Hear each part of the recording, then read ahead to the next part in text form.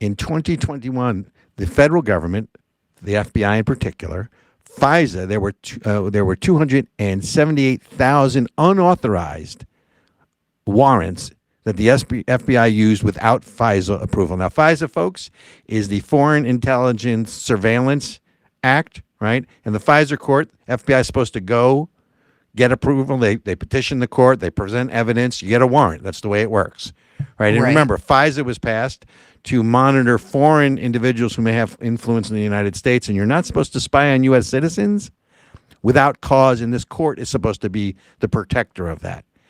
278,000 times in 2021, the FBI spied on Americans without court approval. How is that? How? How? Did you wait? Hold on. 270,000? No, 278,000. This Oh came my from God. Yeah. This is, by the way, you know what this is, right? This is big T. Trust the government. Hi, it reminds me of that Big old tech. expression, right? Hi, I'm from the government. I'm here to help you, right? That's the What scary did part Reagan for me. say? Those were like the world's scariest words or something like that. I am channeling Ronald Reagan. But All what's your right. opinion on this? So the FBI, right? Which now, and again, we're still playing off the Durham report, and all the errors and certainly political decision making without proof, without vetting that they did in the Durham report. It now turns out, unrelated, by the way, to the Durham report, 278,000 times the FBI spied on Americans without court approval. To be honest with you, Robert, I wish I could be outraged, but I'm not at all surprised. When I knew back in the Bush era that the Patriot Act was going to be a serious problem. And this idea that you could create a system where, it's okay if we spy on foreign nationals and all these Americans just happen to accidentally get hemmed up in it.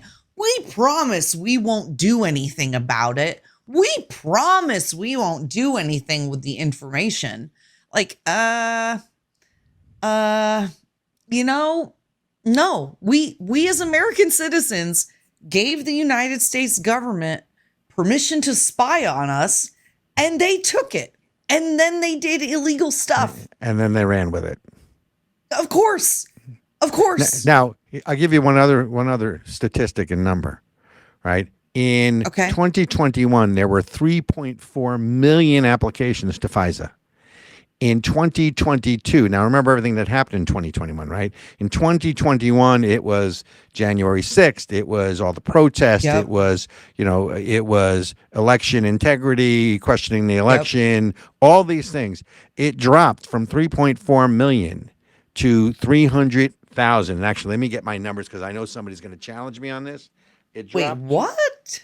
So 204,000. So the FBI and other federal bodies made 3.4 million applications to FISA to spy on Americans in 2021.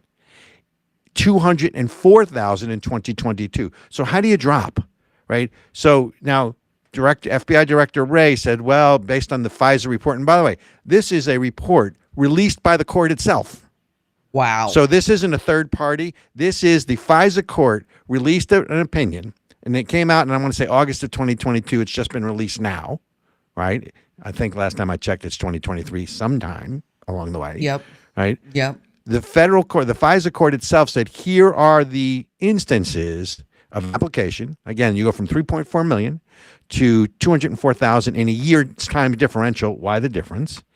And then, by the way, here's 278,000 times you, the FBI, used an unwarranted search for records on Americans.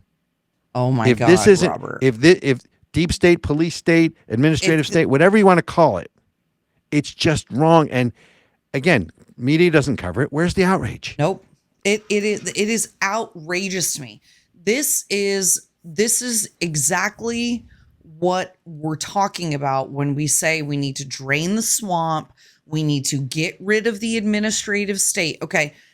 Remember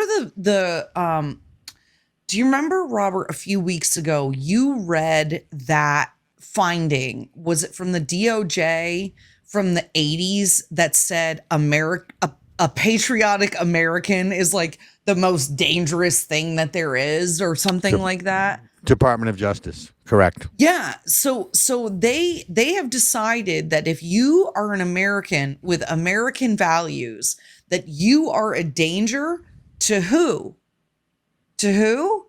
Well, to the government, right? That's right. To the government power and the government overreach. So over and over and over again, we're hearing about the IRS being weaponized about American citizens. Who was it? Matt Taibbi. As soon as he started the Twitter files, working on the Twitter files, all of a sudden he's got an IRS audit opened up on him. Literally the day that which one was that dropped? Taibbi was testifying before the House subcommittee, That's I think, what on it was. weaponization. That day, the IRS shows up at his door as he's testifying. But They Ericka, opened. do you believe in coincidences? I don't. No. And this is like, and all of a sudden now the IRS is doing field visits. Okay. So we said, Are those guys with or without? Wait, with or without guns? With weapons. Remember last year, they wanted to appropriate for 87,000 new IRS agents, and they were training them with weapons. And all of us conservatives were like, hey, this is bad. And now they're just showing up at your house. You know why they're training them with weapons, right? Because if it's the one thing the government wants to protect, is its ability to maintain its flow of money, right? You talk That's about right. drinking from the teat of power, right? The spigot of power. Well, That's right. Government runs on money, and they want to make sure that you're paying them the money that you owe them. I mean, I wish I lived in like the 1900s, like before income tax. Think about how nice that would be, right?